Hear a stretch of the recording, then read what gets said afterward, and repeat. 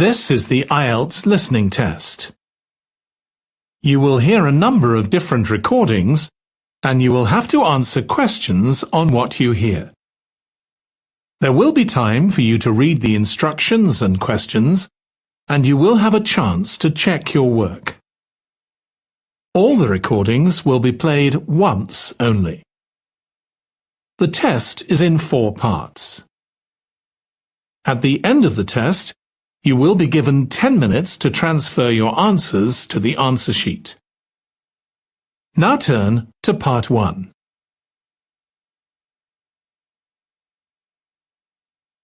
Part 1. You will hear a woman calling a tourist information office to ask about a festival.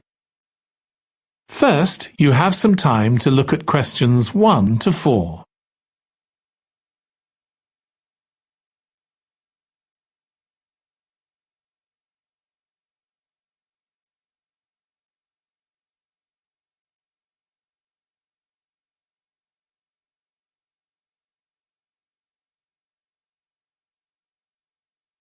Now listen carefully and answer questions 1 to 4.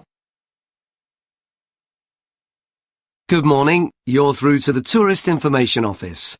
Tim speaking. How can I help you? Oh, hello. Could you give me some information about next month's festival, please? My family and I will be staying in the town that week. Of course. Well, it starts with a concert on the afternoon of the 17th. Oh, I heard about that. The orchestra and singers come from the USA, don't they?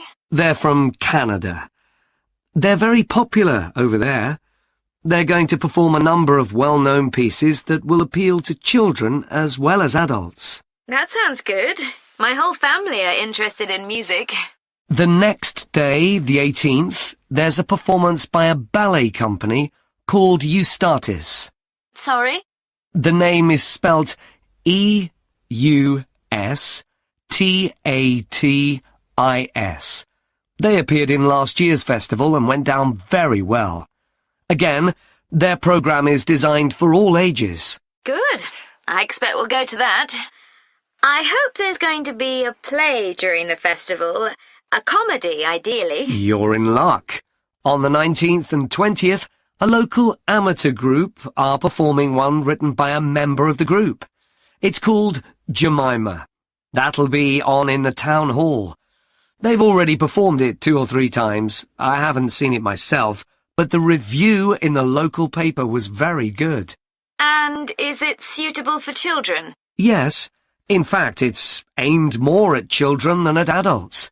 So both performances are in the afternoon. And what about dance? Will there be any performances? Yes, also on the 20th, but in the evening. A professional company is putting on a show of modern pieces with electronic music by young composers. Uh-huh. The show is about how people communicate, or fail to communicate with each other, so it's got the rather strange name, chat. I suppose that's because that's something we do both face-to-face and online. That's right. Before you hear the rest of the conversation, you have some time to look at questions 5 to 10.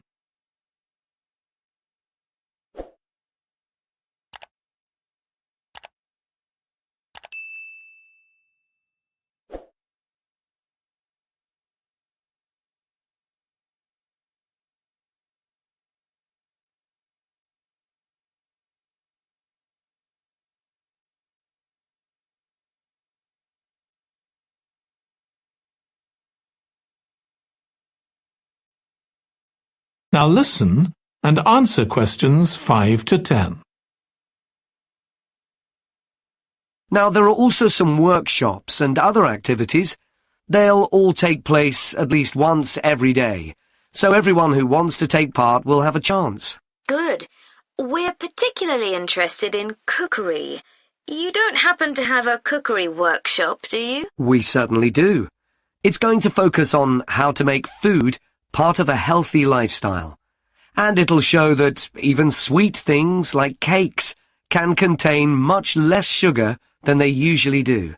That might be worth going to. We're trying to encourage our children to cook. Another workshop is just for children, and that's on creating posters to reflect the history of the town.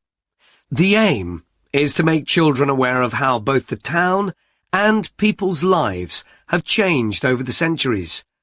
The results will be exhibited in the community centre.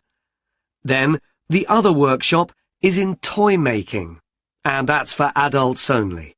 Oh, why's that? Because it involves carpentry. Participants will be making toys out of wood, so there'll be a lot of sharp chisels and other tools around. It makes sense to keep children away from it. Exactly. Now, let me tell you about some of the outdoor activities. There'll be supervised wild swimming. Wild swimming? What's that? It just means swimming in natural waters, rather than a swimming pool. Oh, okay. In a lake, for instance. Yes.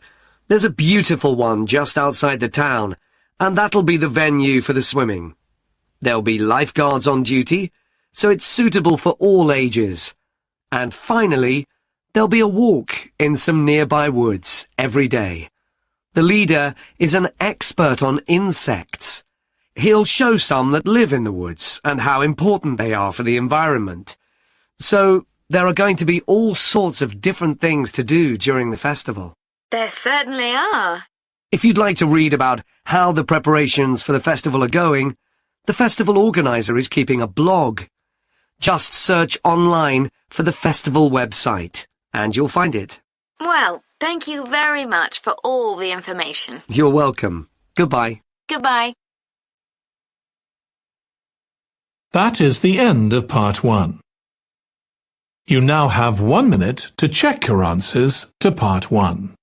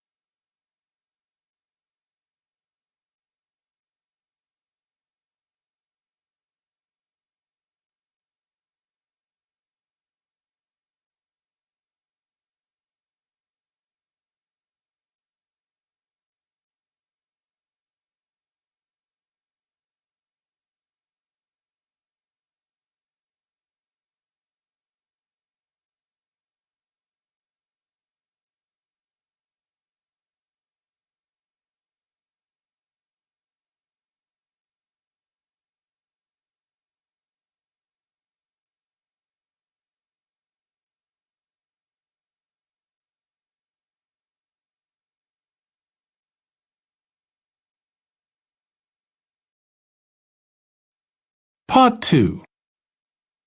You will hear part of a talk to a gardening club about a local park. First, you have some time to look at questions 11 to 14.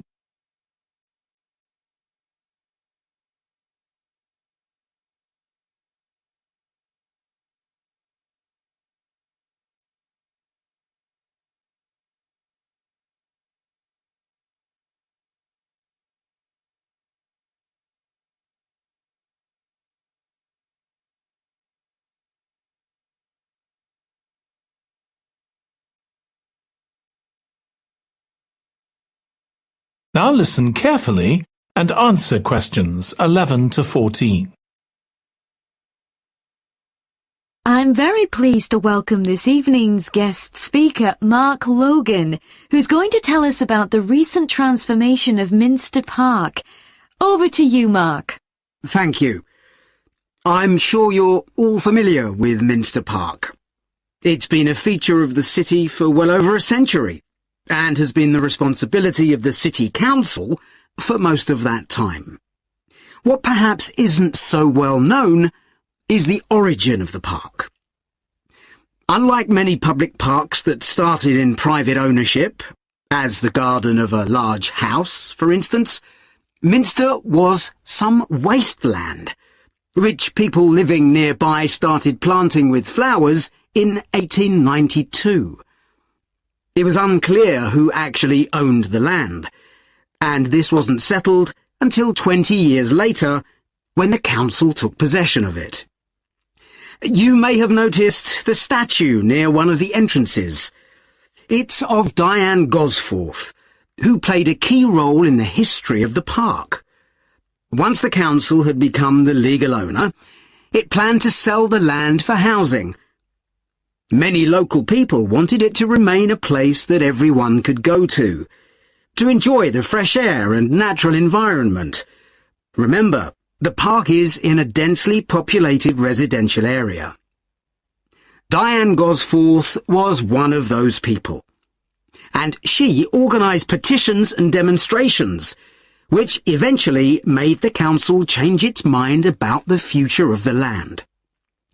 Soon after this, the First World War broke out in 1914, and most of the park was dug up and planted with vegetables, which were sold locally. At one stage, the army considered taking it over for troop exercises, and got as far as contacting the city council, then decided the park was too small to be of use. There were occasional public meetings during the war, in an area that had been retained as grass. After the war, the park was turned back more or less to how it had been before 1914, and continued almost unchanged until recently.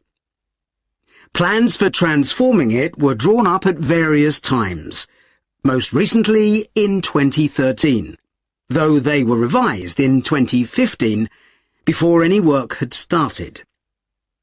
The changes finally got going in 2016 and were finished on schedule last year. Before you hear the rest of the talk, you have some time to look at questions 15 to 20.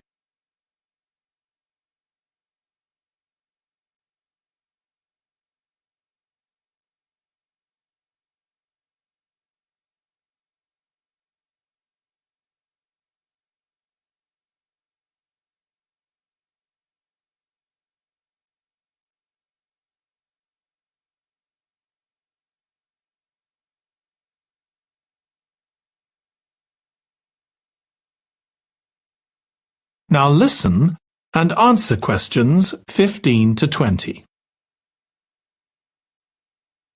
OK, let me tell you about some of the changes that have been made, and some things that have been retained. If you look at this map, you'll see the familiar outline of the park, with the river forming the northern boundary, and a gate in each of the other 3 walls. The statue of Diane Gosforth has been moved. It used to be close to the south gate, but it's now immediately to the north of the lily pond, almost in the centre of the park, which makes it much more visible. There's a new area of wooden sculptures, which are on the riverbank, where the path from the east gate makes a sharp bend. There are 2 areas that are particularly intended for children. The playground has been enlarged and improved, and that's between the river and the path that leads from the pond to the river. Then there's a new maze, a circular series of paths separated by low hedges. That's near the west gate. You go north from there towards the river and then turn left to reach it. There have been tennis courts in the park for many years, and they've been doubled, from 4 to 8. They're still in the southwest corner of the park, where there's a right-angle bend in the path. Something else I'd like to mention is the new fitness area. This is right next to the lily pond on the same side as the west gate. Now, as you're all gardeners, I'm sure you'll like to hear about the plants that have been chosen for the park. That is the end of part 2. You now have 30 seconds to check your answers to part 2.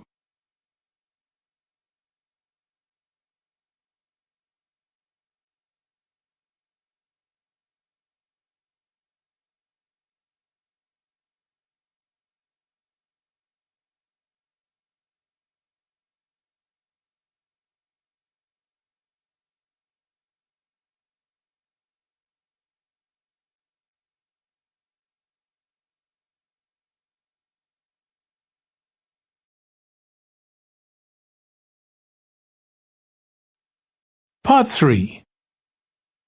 You will hear two students of English called Kathy and Graham planning a display on 19th century British life and literature for a university event.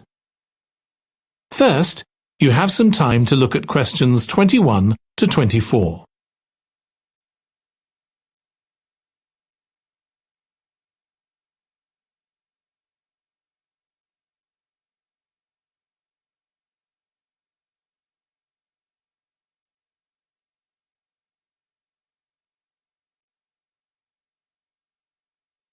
Now listen carefully and answer questions 21 to 24. OK, Graham, so let's check we both know what we're supposed to be doing. OK. So, for the university's open day, we have to plan a display on British life and literature in the mid-19th century. That's right. But we'll have some people to help us find the materials and set it up, remember? For the moment, we just need to plan it. Good. So, have you gathered who's expected to come and see the display? Is it for the people studying English or students from other departments? I'm not clear about it. Nor me. That was how it used to be, but it didn't attract many people, so this year it's going to be part of an open day to raise the university's profile. It'll be publicised in the city to encourage people to come and find out something of what goes on here. And it's included in the information that's sent to people who are considering applying to study here next year. Presumably, some current students and lecturers will come? I would imagine so. But we've been told to concentrate on the other categories of people. Right. We don't have to cover the whole range of 19th century literature, do we? No, it's entirely up to us. I suggest just using Charles Dickens. That's a good idea. Most people have heard of him and have probably read some of his novels or seen films based on them. So that's a good lead-in to life in his time. Exactly. And his novels show the awful conditions that most people had to live in, don't they? He wanted to shock people into doing something about it. Did he do any campaigning other than writing? Yes, he campaigned for education and other social reforms and gave talks. But I'm inclined to ignore that and focus on the novels. Yes, I agree. Before you hear the rest of the discussion, you have some time to look at questions 25 to 30.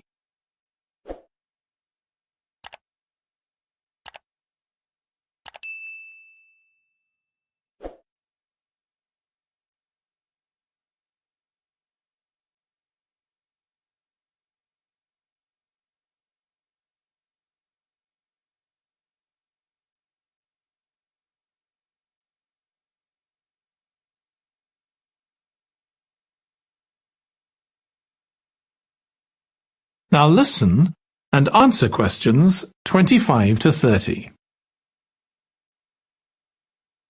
OK, so now shall we think about a topic linked to each novel? Yes, I've printed out a list of Dickens's novels in the order they were published, in the hope you'd agree to focus on him. You're lucky I did agree. Let's have a look. OK, the first was The Pickwick Papers, published in 1836. It was very successful when it came out, wasn't it? And was adapted for the theatre straight away. There's an interesting point, though, that there's a character who keeps falling asleep, and that medical condition was named after the book, Pickwickian syndrome. Oh, so why don't we use that as the topic and include some quotations from the novel? Right. Next is Oliver Twist. Mm-hmm. There's a lot in the novel about poverty, but maybe something less obvious. Well, Oliver is taught how to steal, isn't he? We could use that to illustrate the fact that very few children went to school, particularly not poor children, so they learnt in other ways. Good idea.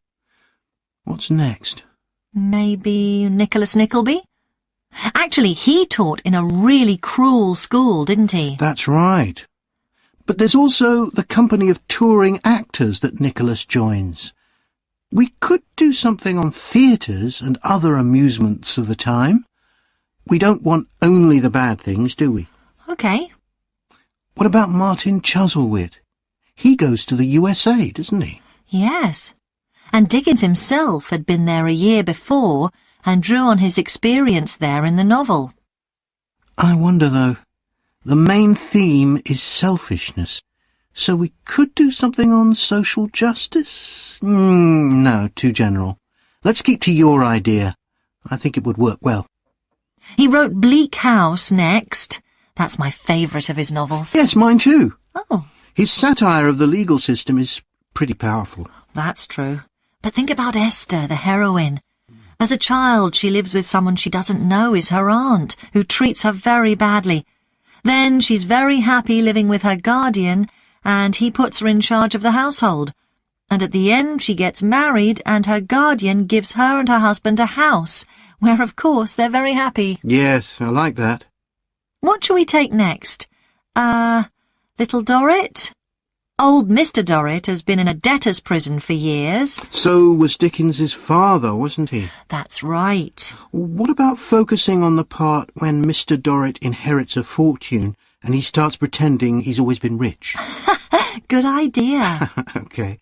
So next we need to think about what materials we want to illustrate each issue. That's going to be quite hard.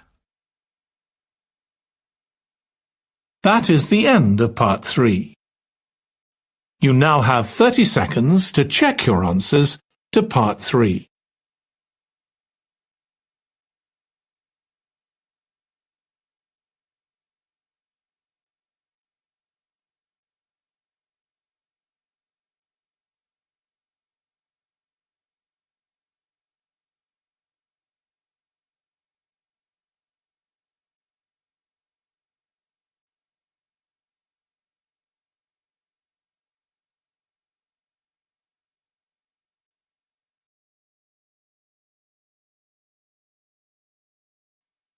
Part 4.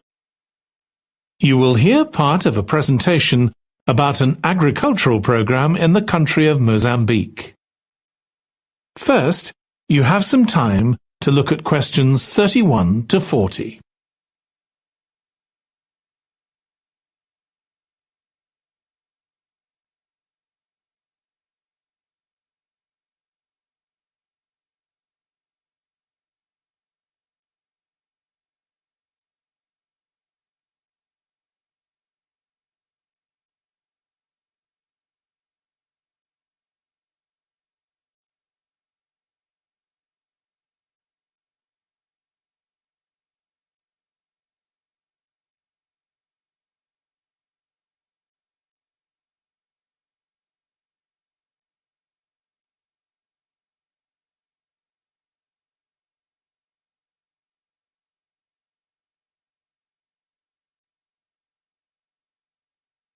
Now listen carefully and answer questions 31 to 40. I'm going to report on a case study of a program which has been set up to help rural populations in Mozambique, a largely agricultural country in Southeast Africa. The program worked with 3 communities in Chikwalakwala district near the Limpopo River. This is a dry and arid region with unpredictable rainfall. Because of this, people in the area were unable to support themselves through agriculture, and instead they used the forest as a means of providing themselves with an income, mainly by selling charcoal. However, this was not a sustainable way of living in the long term, as they were rapidly using up this resource. To support agriculture in this dry region, the program focused primarily on making use of existing water resources from the Limpopo River by setting up systems of irrigation, which would provide a dependable water supply for crops and animals. The program worked closely with the district government in order to find the best way of implementing this. The region already had one farmers' association, and it was decided to set up 2 more of these. These associations planned and carried out activities including water management, livestock breeding and agriculture. And it was notable that in general, women formed the majority of the workforce. It was decided that in order to keep the crops safe from animals, both wild and domestic, special areas should be fenced off where the crops could be grown. The community was responsible for creating these fences, but the program provided the necessary wire for making them. Once the area had been fenced off, it could be cultivated. The land was dug so that vegetables and cereals appropriate to the climate could be grown, and the program provided the necessary seeds for this. The program also provided pumps so that water could be brought from the river in pipes to the fields. However, the labour was all provided by local people, and they also provided and put up the posts that supported the fences around the fields.